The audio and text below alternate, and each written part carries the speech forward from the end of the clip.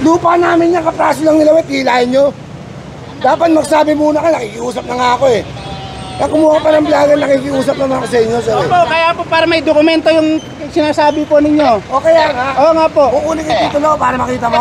Sige, wala pong problema sir. Kaya nga po sabi ko sa inyo. Sabi ko sa lumawit lang ng kapraso.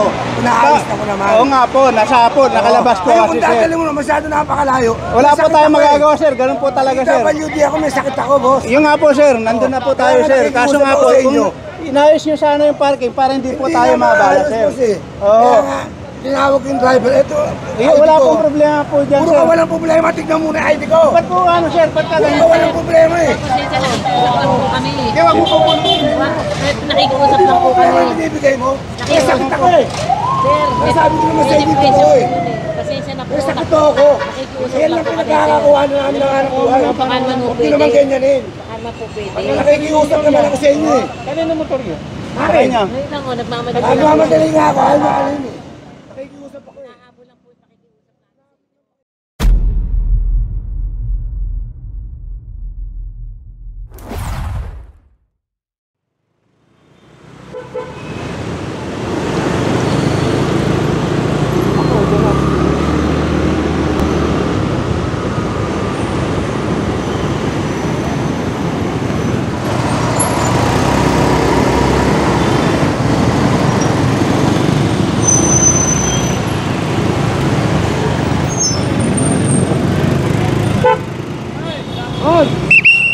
Mayroon pala silang lane eh.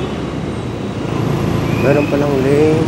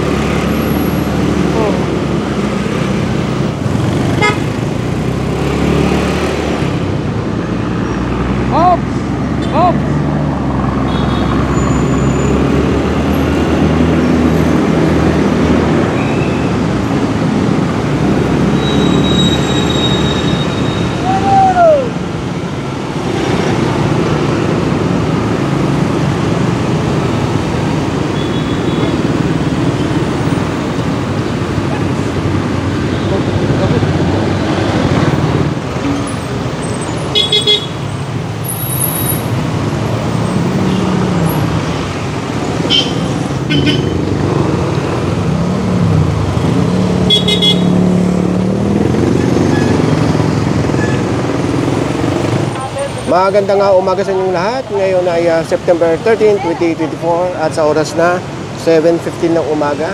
Nandito ngayon tayo sa may kahaba ng Ortigas Avenue. Ayan yung Lasal na Green Hills. Kung mapapansin nyo yung video natin kayo na mayroon silang lane papunta doon sa entrance.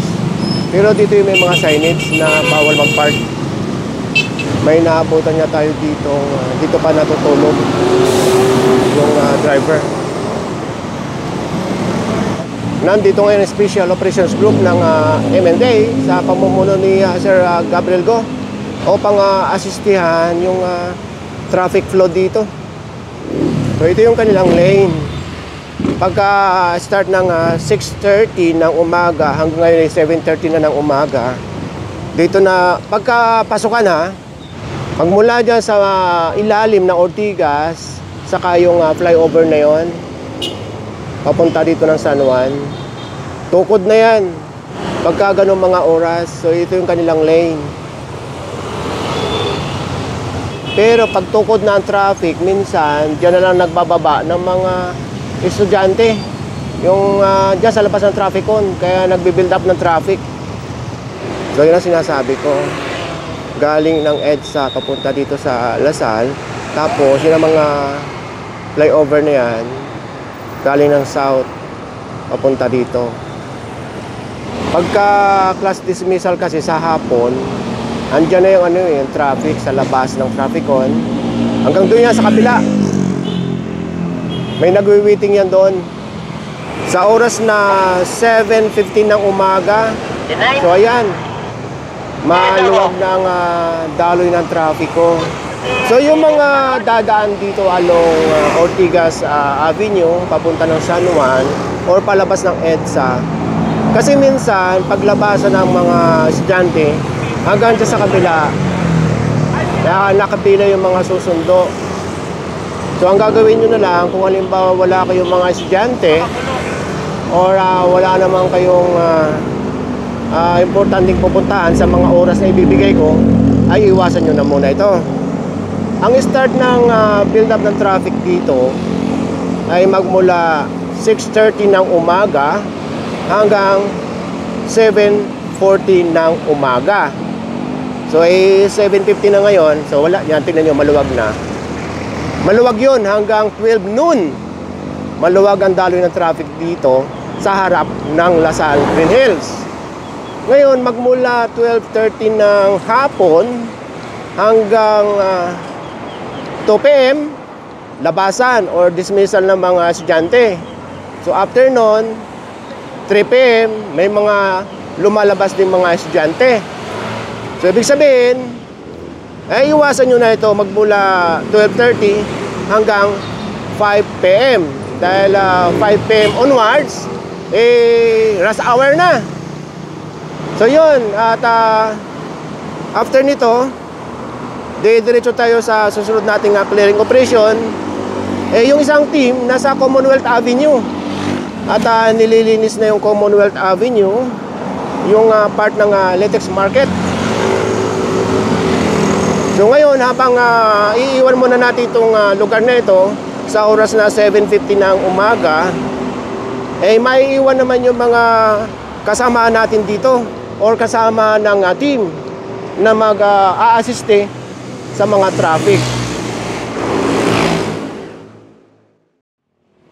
Habang papunta tayo sa susunod na operation, na daanan itong isang taxi dito sa kahaba ng EDSA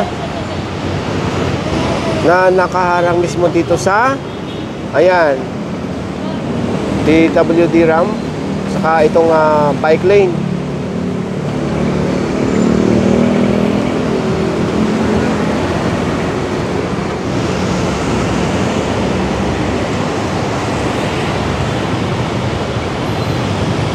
Ang oras ngayon ay 8:05 ng umaga.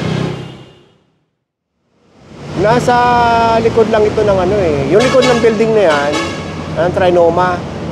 Tapos tabi lang din ito ng Landmark. Yung kantong yan na yan, North Avenue, corner ng EDSA. At itong mga taxing ito, nadaanan dito. Dito nag-aantay ng pasahero.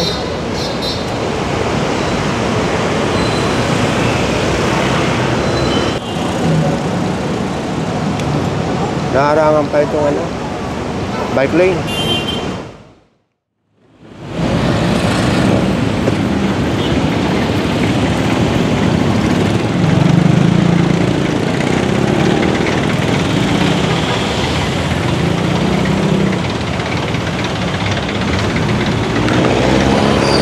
Mahina ang audio, mahina.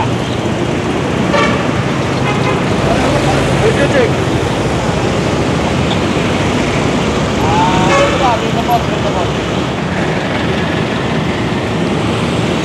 May nahuling number coding dito. Ang start kasi ng number coding 8 ng umaga ay 8:45 na ng umaga ngayon.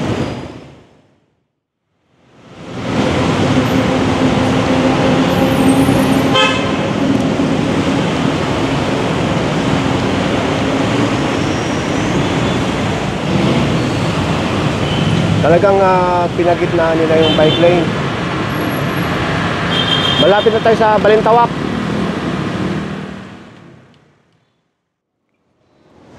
Ang oras ngayon ay 10 ng umaga at nandito tayo ngayon sa may part ng Caloocan. Itong nakikita nyong project na ito yung NLEX-SLEX connector. Ito yung kabaan ng C3, papunta yan ng Navotas City. Ngayon, ito yung kabaan na ito, yung kanto na iyan, pag ganon, yan daw ang dating Brillantes Street. Ito naman yung NLEX Harbor Link, papunta yan ng NLEX. Ito naman, papunta yan ng Espanya. Ngayon, ang clearing operation at nirereklamo, itong street na ito. Malit lang. Ito yung Doña Rita. Tapos sa kabila, Mabini. Nirereklamo din yun. Medyo malaki yung kalye doon. Kaya doon makakapasok ang tow truck. Pero dito, hindi. Kaya maglalakad lang tayo. Marami nang natikitang motor doon bago tayo lumabas dito. Ayan, binitbit na lang, papunta doon sa labas. Yung iba natikita na, kaya naalis na dito sa kalsada. Kung titingnan nyo nga naman, pagka pinarkingan pa ito, ay masikip na lalo. After nitong Doña Rita, lalabas tayo ng Mabini. Nasa Mabini na tayo at meron na yata mahatakin. Lupa daw nila yon, yung ano. Nasa kaba na tayo ng Mabini. Takiin ka pa niyan. Lupa namin yan, kapraso lang nila, tilahin nyo. Dapat magsabi muna ka, nakikiusap na nga ako eh. Kaya kumuha pa ng vlogger, nakikiusap naman ako sa inyo, sir. Opo, kaya po para may dokumento yung sinasabi po ninyo. O kaya nga, Oo nga po. kukunin yung titulo para makita mo. Sige, wala pong problema sir. Kaya nga po sabi ko sa inyo. Sabi ko lumawit lang ng kapraso. Inaayos na ko naman. Oo nga po, nasa po, nakalabas po Kaya kasi kung sir. dadali mo na masyado napakalayo. Wala may po sakit tayong ako eh. magagawa sir, ganun po talaga sir. PWD ako, may sakit ako, boss. Yung nga po sir, nandun na po tayo Kaya sir. nakikiusap Kaso nga ako po, sa kung inyo. inayos nyo sana yung parking para hindi po tayo Hindi na mabala maayos, sir. boss, eh. Oo. Kaya nga, tinawag ko yung driver. Ito, Wala ID ko. pong problema po dyan Puro sir. ka walang problema, tignan muna yung ID ko. Ba't po ano sir, ba't ka Puro ganyan ka walang problema eh. Pasensya na, nakikiusap lang po kami. Kaya wag mo po po. Nakikiusap lang po Problema kami. yung binibigay mo. May sakit ako eh. Sir, Nasabi ko naman sa inyo depression totoo eh. po yun eh. Pasensya na po. May sakit ako. Nakikiusap Kaya lang lang po kami, pinagkakakuha na namin ng anak buhay. Baka naman po Huwag nyo naman pwede. ganyanin. Baka naman po pwede. Nakikiusap naman ako sa inyo eh. Kanino motor yun? Akin. Kanya. Ngayon lang o, nagmamadali lang. Nagmamadali nga ako. Ayaw na kanina eh. Nakikiusap ako eh. Nahabol lang po yung pakikiusap namin sa Nahabol inyo. lang pakikiusap. Huwag Baka naman naman po ganun. pwede. Iyo, ganyan ang nakikiusap sir. Eh kanina pa ako nagsasalita. Gusto na ilahin. Iyo, ganyan sir. Huwag ganun. Pasensya na po. Alam ko, ay trabaho lang ho kami Oo sir. nga ho, kaya nga po, trabaho nga po. Naiintindihan mo nga ako eh. Kaya nga sabi ko, baka pwede dito ko nang bayaran. Dahil napakalayo. Pwede yung ganun sir. Wala Tikitan lang po, pero akong hindi na ganun. pwede. Titikitan sa Oo, inyo. problema pag gano'n lang kumain kami sa gusto ko.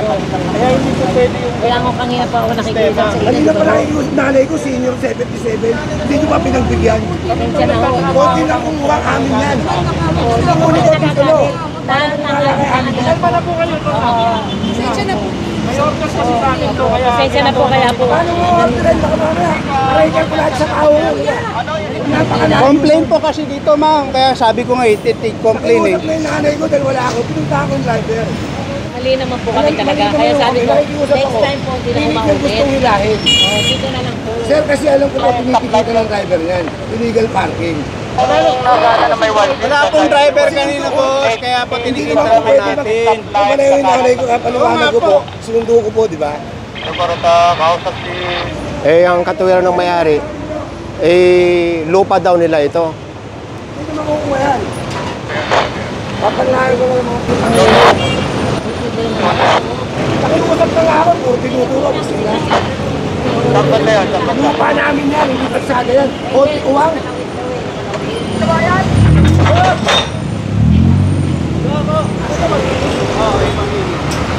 Ito ba dadalhin mo? Opo, yan po. Yan lang papakita.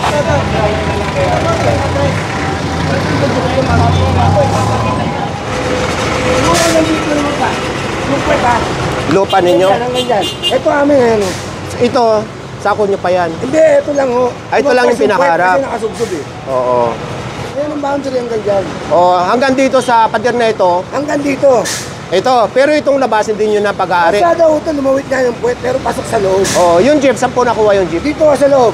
Dito.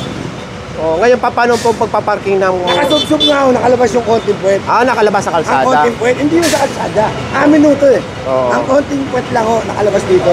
Dito, dyan. Ah, Ito nga po lang nilabasan sir, ito lang. Oo. Yung buhit lang na yan.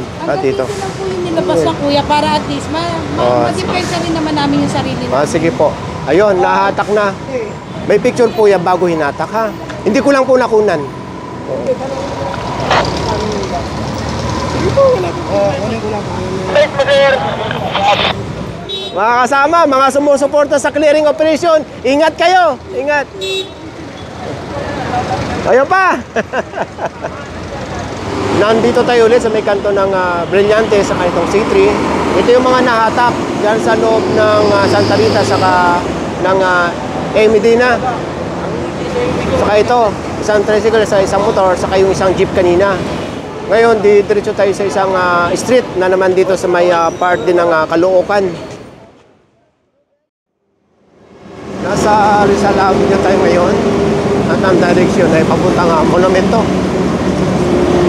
After ng Rizal Avenue, kumanan tayo dito sa, hindi ko mabasa ang 11th Avenue ba? Oh, sige. After ng 11th Avenue, nandito tayo ngayon sa may 6th Street. Kabilaan ito, hanggang doon. So lahat ng mga kiniklearing ngayon ay complain. Tangguhin ko! Ano?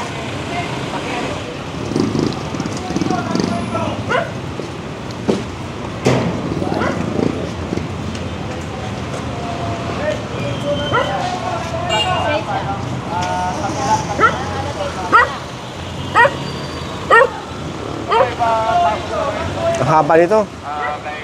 Hanggang doon. Ipapakita ko muna sa inyo lahat bago natin babalikan yung pinanggalingan natin.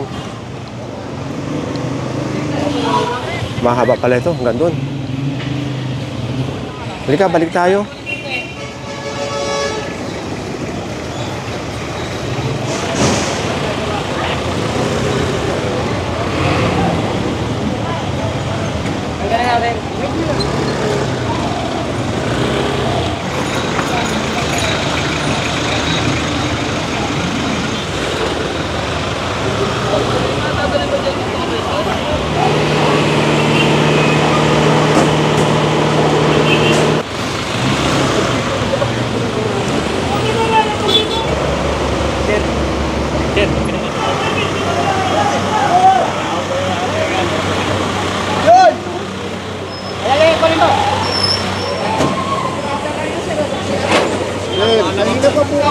Nasa CR daw. Oo nga po, may paradahan kayo, pinarada nyo sa CR na lang yun.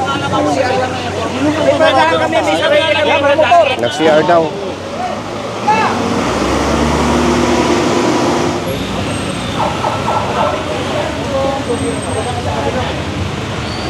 Masasampa na ito lahat. Ang oras ngayon ay 10:55 ng umaga.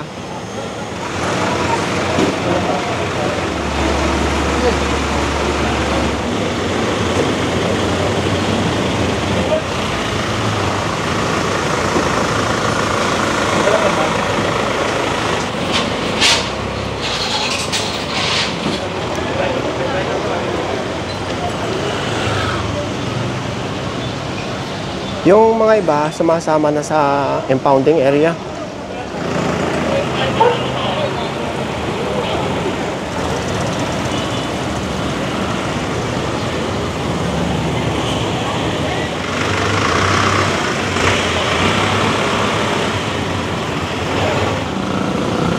Ang oras ngayon ay 11:05 ng umaga.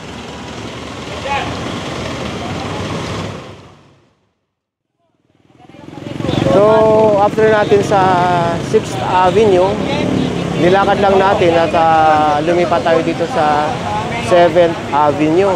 Ito naman yung kahabaan ng 10th Avenue. Pasok tayo dito sa 7th Avenue. Dahil dalawa na lang yata ang tow truck. So, isi-series na lang itong ibang sasakyan na mahahatak. So yun, narinig ko yung may-ari, sasabay na lang daw dito sa impounding area. Ito, wala pang nakasampa dito. Mayroon pa pala eh. Mayroon pa pala. Mga isi-series na lang yung mga mahahatak dito.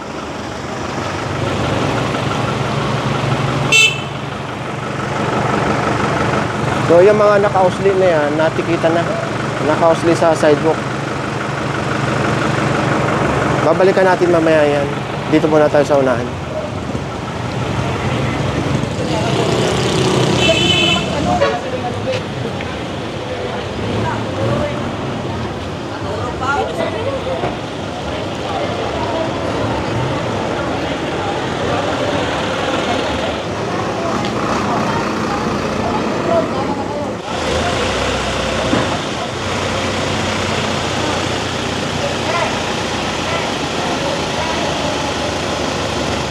Sa oras na 11:25 ng umaga, so ito na itsura ngayon ng 7th Avenue. So tawid tayo sa kabila. After ng 7th Street, nandito tayo ngayon sa may 10th Street. Ano ito?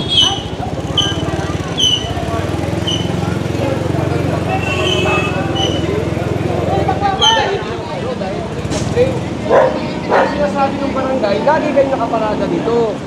Oh, umaga sabi nyo, tanghali na po kayo. Di sa gabi kayo magtarga. Hindi na pwedeng kahit anong oras kayo magtarga. Kinakausap na kayo ng barangay, ayaw naman ninyo sumunod. Oh. Pagkano lang naman po, magagabi po. Gabi ba ngayon? Hindi gabi ngayon, tanghali yan alas, di ba? Kung talagang sa gabi kayo mag-discarga. Nag-usap na kayo ng Ang barangay. oras kayo ay 11:35 ng umaga. Ha? Ba't kayo makipagtulungan kayo sa barangay? Kung ayaw nila ng ganito, gabi kayo sa gabi kayo mag-deliver.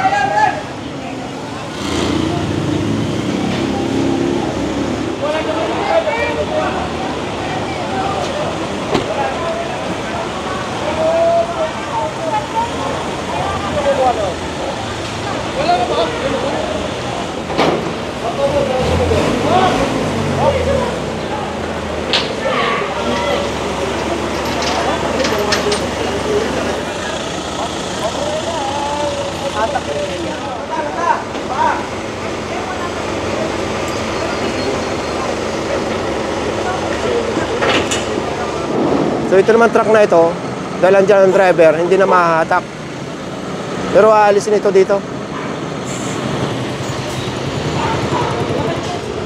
Ang oras ngayon ay 11:15 ng umaga or tanghali. So ito na ang sitwasyon ngayon.